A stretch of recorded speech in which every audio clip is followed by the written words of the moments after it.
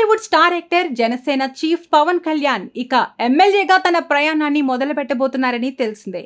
కాగా పవన్ కళ్యాణ్ కుమారుడు అకీరా నందన్ ఇండస్ట్రీ ఎంట్రీపై ఏదో ఒక వార్త ఇప్పటికే నెట్టింట హల్చల్ చేస్తూనే ఉంది.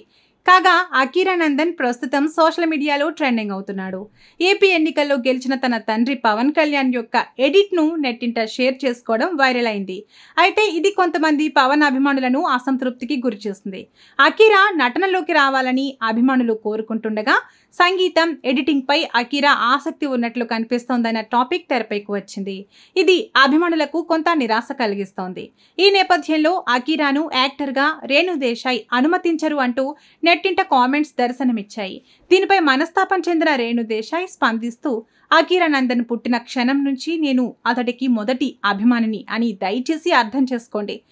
అకీరా నందన్ త్వరలో యాక్టింగ్ మొదలు పెడతాడని ఆశిస్తున్నా. అయితే నేను అతని నిర్ణయాన్ని భావాలను గౌరవించాలి.